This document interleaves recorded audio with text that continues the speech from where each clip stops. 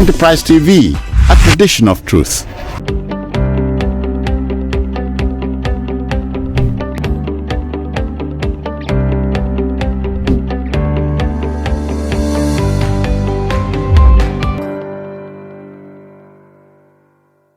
Welcome back, and if you just joined us, it's still Enterprise Morning on Enterprise TV. Now to our main conversation. The Labour Party presidential candidate Peter Obi has described as surprising the approval of 3 billion naira by the current administration for verification of National Register of the Poor. Obi wondered why such a huge sum was approved for just a verification of National Register of the Poor, when the same amount could have been directed towards actual poverty alleviation. He lamented the inability of the leaders to prioritize expenditure and focus on the critical areas of national development and national security, which he said are the challenges weighing down on the nation. On his official X handle, he said, quote, "Sadly, this a very huge amount approved just for verification of National Register of the Poor is more than 3 times the amount which was budgeted for our National Library. This is happening at a time in our nation when we need all the manpower training to keep our workforce productive. Our National Library, a very critical infrastructure in our nation, seemingly abandoned, lacks books and educational materials." He added, "Unless we begin to sacrifice our personal comfort for the good of society and begin to care more for the people, especially the less privileged ones, our nation will continue to grapple with all forms of social ills caused by high level of poverty." With me in the studios to do justice to this discourse today is Dr. Victor Ohai. He is a corporate governance expert and the former presidential candidate in the 2019 general elections. Good morning, sir. Good morning. And welcome to Enterprise Morning today. Thank you for having me. So, this is a very disturbing issue that we have, to get to see our president approving 3 billion naira just to verify the names and details of the poor. Isn't that so disturbing?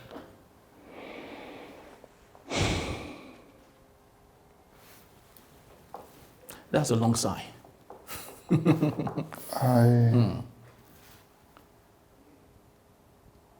I don't know if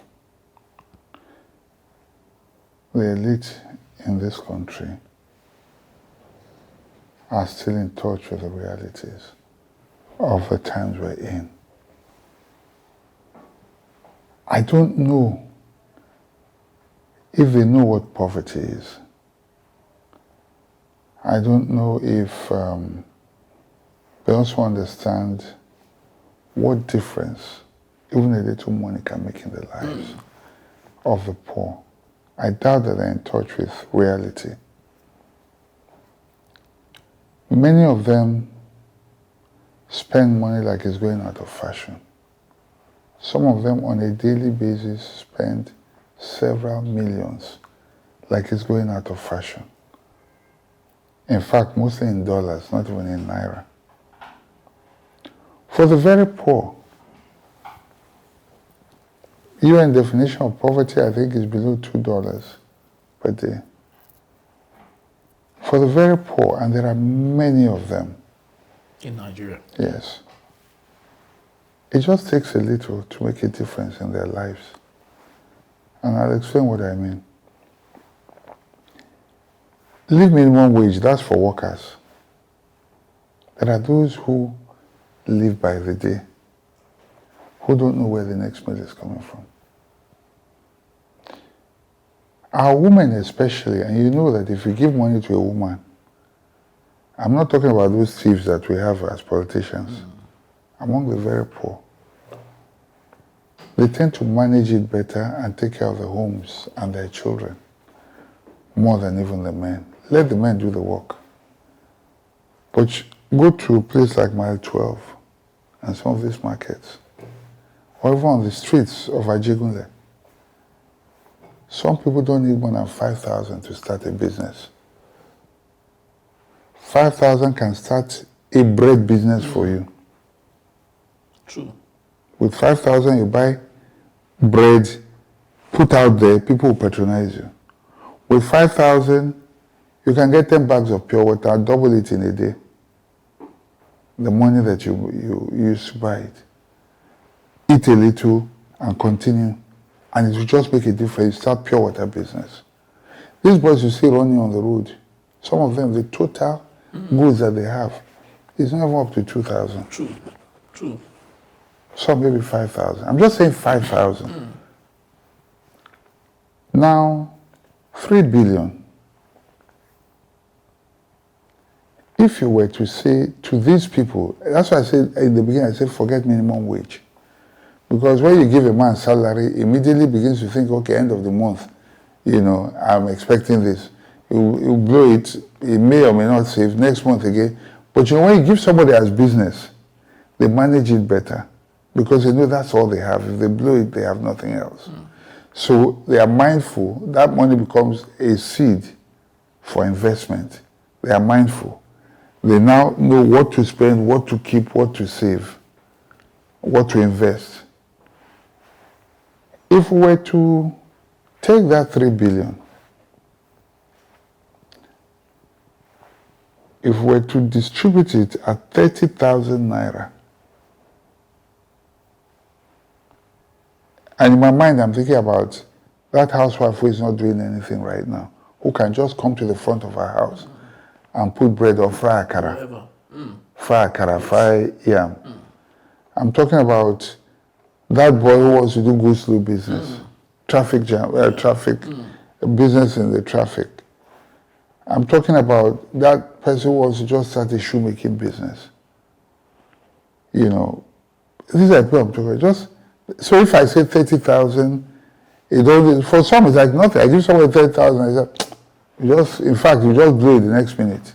I'm not talking about irresponsible people like that. Or people like that, sorry, it may not be that they're irresponsible. I'm talking about people for whom it will make a difference. In their life. And these are the very poor. These are the ones that I think government is supposed to be targeting. That money will reach 100,000 people. True. If you distribute it among the 774 local government areas, at least it will lift 129 people out of poverty in each of the 774 local government areas. It would make a difference.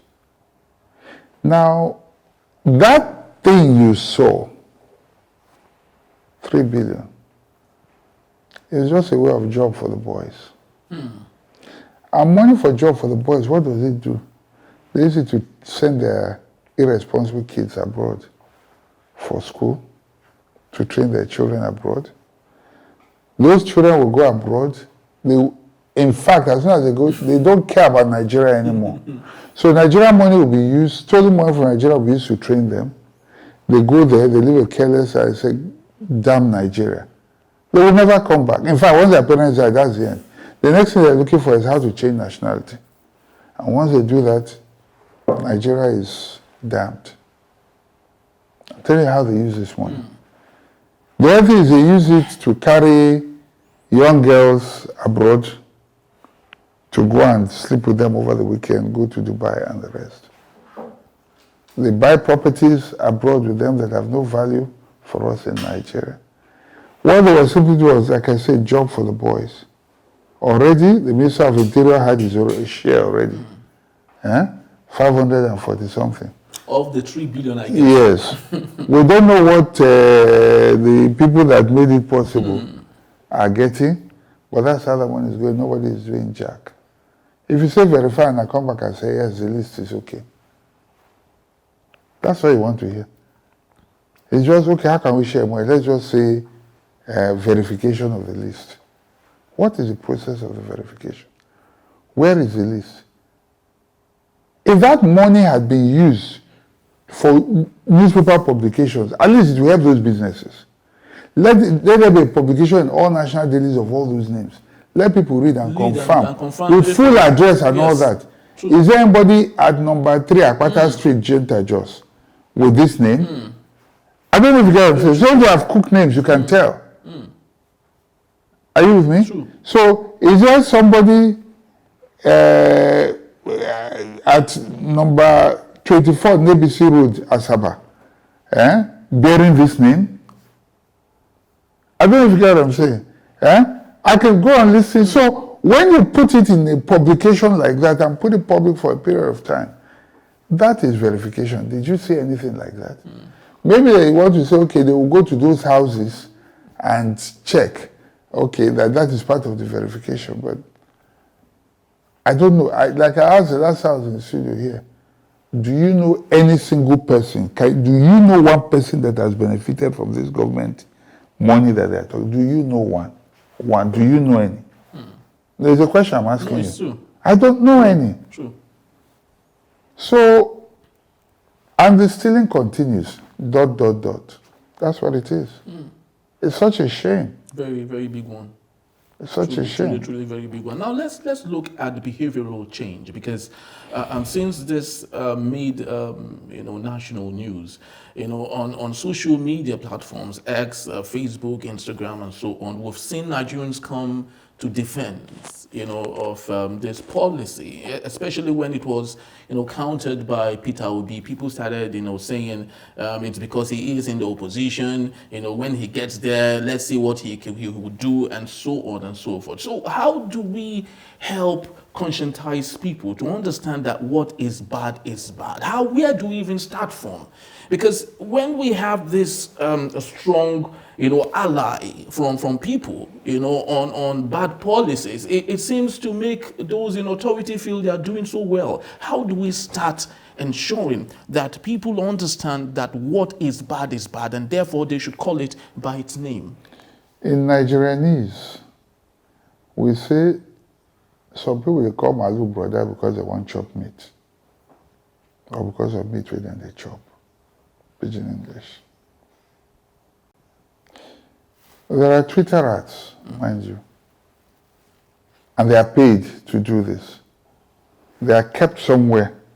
Their job is to scour the internet. If you see anything, just fire back. They are paid to do that. We know that for sure. That's their job. Anything you see, fire back, counter. People have sold their conscience because of a muscle. Unfortunately, even some of those who are backing, like I keep saying to them, the people you are supporting, they don't know you. Look at what happened recently. This morning I was reading, the president's wife, maybe in all good faith and all that, was sympathizing with the family of Nahiba, or what's her name?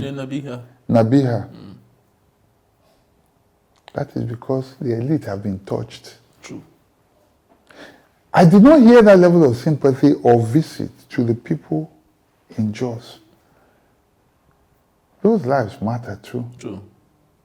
But who cares? Somebody said Nigeria can never scatter. You know why? Because the elite are united in stealing. They don't want anything to spoil that business. They will always be united. So they will not, it's not in the interest for Nigeria to scatter. Don't be deceived. When I read that thing on X this morning, I even commented. I said, Plateau victims on my mind. A simple sentence, I don't want to talk too much. We respect those in authority. But we must also speak truth to power. Let us be sensible in the way we do things.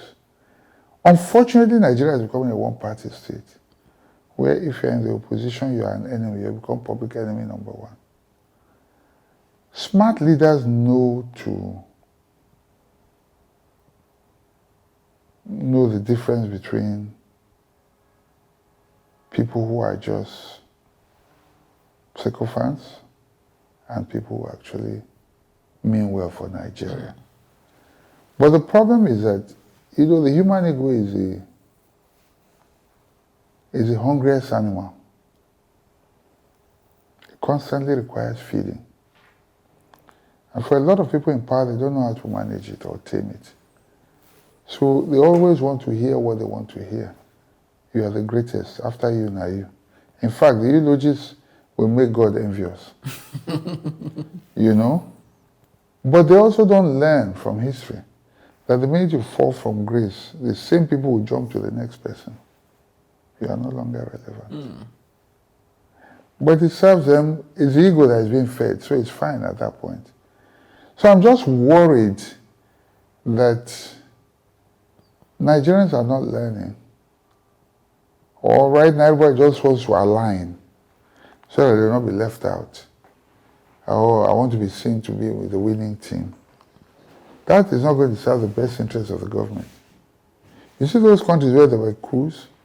It was because people were deceiving the leaders. They were not in touch with reality. True. They didn't know how the people were feeling. Exactly. And so if you stand up to speak truth to the leader in all good conscience and faith, they see you as an enemy. The real enemies will go and say, don't mind that guy. It's because he's this, he's that. Truth is not for us to continue to speak the truth. We're not looking for office, we're not looking for power. Okay, so let's look at the intent of President Bola Tinubu and his anti-corruption bid and all. You know, we have seen some skeletal of people like, of course, Betta Edu, you know, who is currently a scapegoat right about now. And because there is a public outcry and the presidency seems to be doing something right about now. But of course, it now involves him because there is an approval from his office for a 3 billion naira, which equally, you know, sets him up in the whole thing. So how do you think his anti-corruption bill would work, knowing that the 3 billion naira is coming from his office? I'm not sure about that. I mean, you mean it's anti-corruption crusade? Yes, exactly. Seemingly. Yeah. I always say that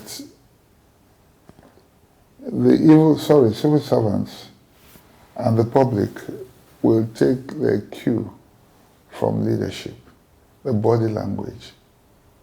It's one thing to say I'm fighting corruption. Not what I say, to say you're fighting corruption and to actually be fighting corruption. What is corruption? Is corruption the opposition or anybody who is against you? Or anybody who is a corrupt person, that person who you don't like or you're not happy with? Is corruption anybody not in your camp? Because obviously, it looks like, as Oshomole once said, come over and your sins will be forgiven. So, when I look at the way things are, it's like, people just, if you steal, just come over. As long as you're a good boy, you are covered. Is that anti-corruption? I see what is happening. Better, as far as I'm concerned, she's still in government. And she's just a small fry. Who is the chairman of the APC? We saw what happened in his time. We saw clear video evidence. What happened? As long as you are with the quote-unquote winning team, you don't have a problem. Your sins are covered. Grace covers you. You know? Is that anti-corruption? So I really don't know. You know, the president may be seen with fighting corruption. What about the corrupt people around him? They are themselves gatekeepers. They decide who is corrupt and who is not. You can accuse anybody from here to Jericho. They will decide whether that person is actually corrupt or not. Not what the facts are. Not what you see or what you say. It's what they say. So, I don't know. Very true. So it's often said on easy lies the head, you know, that wear the crown. And you have been there before. You once vied for the seat of the president of this country. And I'd love for you to tell us in greater detail. We understand how politics is run in this country.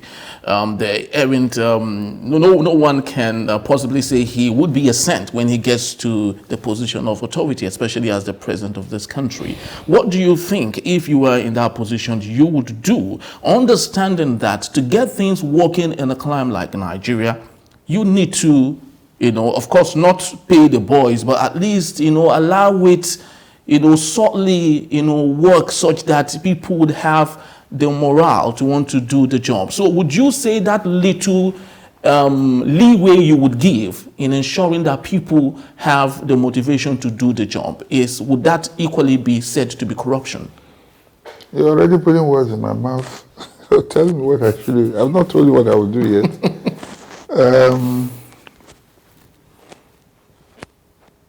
As president, the easiest thing to be is not corrupt. Because you're already there at the helm. You will never be poor a day in your life again. What do I mean? In that position, even when you leave, you can get speaking engagements that will engage you. If you articulate, if you are not a Buhari, and I'll mention names, because he has not shown any mental capacity, to be invited to come out. But maybe a book was launched in his name, though. Launching book in your name, what does that mean? Somebody is selling books to allies, that's all. Somebody is just trying to say, Baba, thank you very much for giving me food to eat, that's all. But unless you're a Buhari, and I mentioned that deliberately because he has been in government before, he never added any value to this country when he was out of government. He came back a second time, he's out again, he's not adding any value. So there's no, if you're not a Buhari, you can get invited all around. You will never be poor. The state will not even, it's not even good for Nigeria's image for you to beg. True. You can't. There are things, it's not cars you will look for, it's not house you will look for. All those things are already arranged in your pension scheme. How much can a man need? By the time you finish, you may not be training children in school anymore. Your kids are already graduated, hopefully, mostly. So are you training children in school? What are you looking for money for? What is Jacob going looking for money for? What is he doing with money? I'm not saying he doesn't need money, don't get me wrong. You saw Shehu Shagari retire to his village quietly, peacefully. No stress. Because Jonathan has the energy, he's being invited all over. What's his name? Babangida is on a wheelchair, that's why he's incapacitated. Sharako is gone, Abacha and the rest of them. So, of course, Obasanjo can see he's still very active, but age has come now, so he's not as active as he used to be. But he certainly cannot beg for bread. That's the ultimate you can never, if you get into a position, why do you want to steal? But it's just that there's no limit to human greed. That primitive acquisition, So, but if I were in that position, I'll be legacy-minded. I remember what the late Archbishop Hausa said. One of the things that inspired him to start his university. He said, he started thinking, he said to himself that he'll now want to be no longer prosperity-minded, but posterity-minded. What value are you adding to society? So, and that is important. If you're interested in posterity, how you will be remembered, what value you will add, you won't steal. But more importantly, I think the mistake many make is that they get there, they want to perpetuate themselves, so they're always thinking about second term, instead of doing what they should do even in that first term. And how do I mean? Now, if you are legacy-minded, you hit the ground running from the beginning. If they vote you a second time, fine. If they don't, no wahala, but do what you need to do. I've never hidden what I will do. I'll make scapegoats. I will tell you what I will do. If you I'll make the rules and tell you what I will do if they are contravened. And if you do them, you will get the repercussion, and I will remind you that I told you. There is no politicking in it. There is no abeg now our son. I will make scapegoats. The reason why you may get corrupt IGs or top politicians, civil servants, is because there is no repercussion for bad behavior, no punishment for bad behavior. If I catch a corrupt policeman on the road, the IG goes. That young man, the small man is just a small fish. If the IG was doing his job, that guy would not be on the road. collecting 10 naira. He's comfortable where he is. But if I hammer him, first people will think it's a joke. I hammer the next one. They say, okay, maybe it's just... By the time the third one enters office, nobody will tell him. He will not be sleeping in his office. He will be on the field because he doesn't want to lose his job. The same thing with the military. All this, I can sacrifice 30 generals to make sure that security is taken care of. They are comfortable. They are feeding fat. If you give a man a mandate, say in 3 months, if I hear there's kidnapping anywhere, all service chiefs in that, you, army, police, all those responsible, you are a gunner. The first one happens, you think it's a joke, you go. The next person comes, I do that, I think it's a joke, and I fire you. The third one will not sleep. You remember when, who was it that said, that directed the general to go to the chief of army staff to relocate to Borno? The guy never obeyed the order. He never did. So they don't, for them, there are no consequences for bad behavior. If you had been fired, the next one would have relocated. Now look at what happened in Plateau. Who is held responsible? And yet there are people responsible. There are no consequences for bad behavior. So when I do it, I may have a gentle face, but I'm not, my dear. When I do it to 1, 2, 3, that's body language. I'll go and rest for the rest of my administration. I don't have to do anything again. The people will go out there, they'll work, because they know there will be consequences for bad behavior. Very true. Now let's look at the man Peter Obi, who actually incited, this issue and made it a very big story. Sorry, when you use the word incite, you're indicting him. That's not the right language for him. Okay. Let's just. He just commented as an opposition leader. Yeah, of course. Well, it could be. Well, okay. When Let's you just say assume. incite now, it's the same reason why people will now say, oh, that incite is a very strong term because it means, okay, he's inciting people. That's not it. Not on the negative side, of course.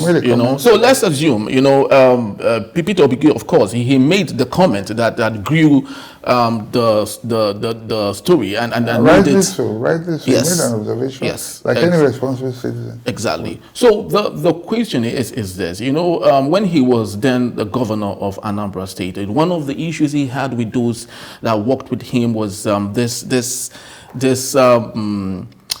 personal principle of prudence in governance, and of course, which he carried over to his wanting to be the president of the country. I know they give shishi and so on and so forth. Now, don't you think that is equally an issue in the first place? Now, I understand prudence is very, very important, but don't you think we can take it and make it a lot edgier, that it becomes detrimental to the progress as a leader? From your experience, if you look at the word prudence, how can it be? When we make it edgy, I know they give shishi. Yeah. Let's just use that catchphrase. No, but it's corruption. Why should corruption be condoned at any? I'm shocked. Why should it even be condoned? Why? Why should stealing, call it by its name, why should it be condoned? The shishi is given, is it from his pocket? Is it allocated? Is it something budgeted for? Where are you getting the money from? That's stealing now. That's the name. Don't give it a fancy... But when someone is paid to do a job, yes. When somebody is paid to do a job, yes. You want a contract from me, yes. and you bring your stuff and all of that. And of course, you are not a charity worker. You have to, of course, mark up and so on and so forth. And because I want to be very... Once you mark, yes. Of course you want to make a profit. Yes. So how is that giving So when that markup, to me, seems like you're overbloating it. Don't you think that is equally also looking like...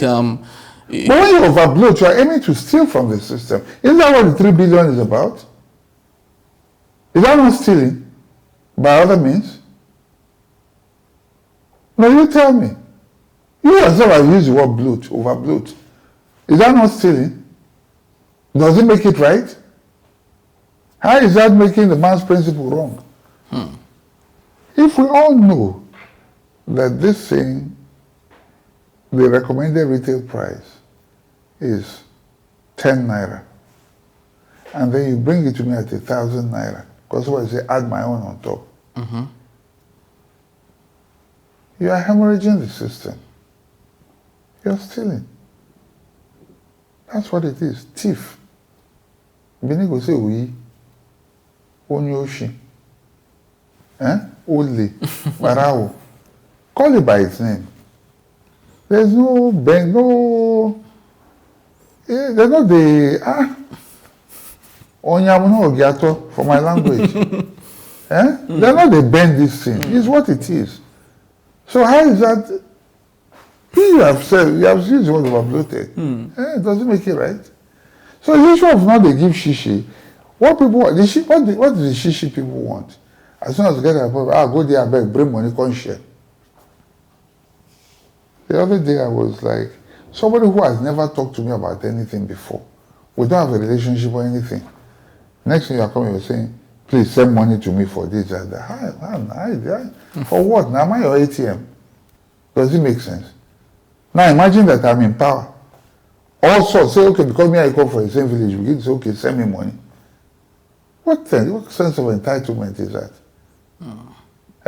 Or we went to the same school. We have never talked to. You don't know me from Adam. Next you say, okay, please send me money. And you feel entitled. And if I don't, I say, don't mind it. We have been living on the same street. You've never visited me. We've never talked. Then I get in there, then immediately you come and you want me to come and share money to you. And when I say how now, you say, don't mind now. Because you don't enter office and I don't know anybody again. Before I enter office, I know you. Even if I know you, is that a reason to carry government money and come and give you? If you have a job to do and you are qualified, take the job. If you have value to offer to government, bring it. We look at it objectively, pass it through the process. If you qualify, you get it. Very true. But if you are waiting for sharing, steal money from government and come and give you, it doesn't make sense now. Doctor, someone said, finally, someone did say that if we have some sort of leadership exchange, where we have our leaders here, transferred to maybe Indonesia and have leaders from Indonesia come here, that in 4 years' time, Indonesia will become like Nigeria, while Nigeria will become Indonesia. Do you think that is true? That Indonesia will become like Nigeria? Yes. No, our leader, see, it is the system that allows it. Oh, okay. The people who steal there can't steal abroad. The system will not. You think those who are not corrupt? So the problem is the system and not the people? System. Oh, okay. No, well, see, the people allow the system here, that's why. We condone it. But it is about the system. It's not that anybody, here Trump is giving the system, the tax system there, because he can. He sees a loophole, he takes advantage of it. If they see an opportunity to steal, they will steal. They see opportunity to game the system, they will do it. And they'll brag about it. So there's no saint anywhere. It's a system that just doesn't give them room to operate. Very, very true.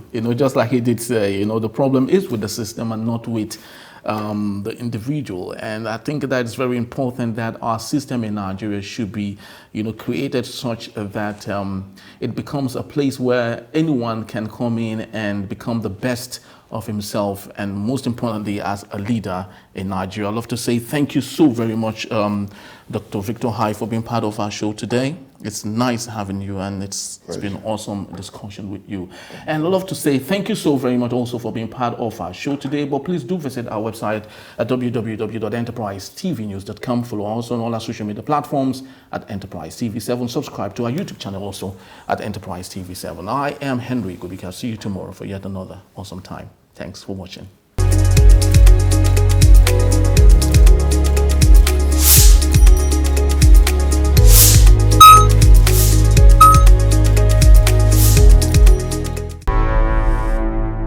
Enterprise TV, a tradition of truth.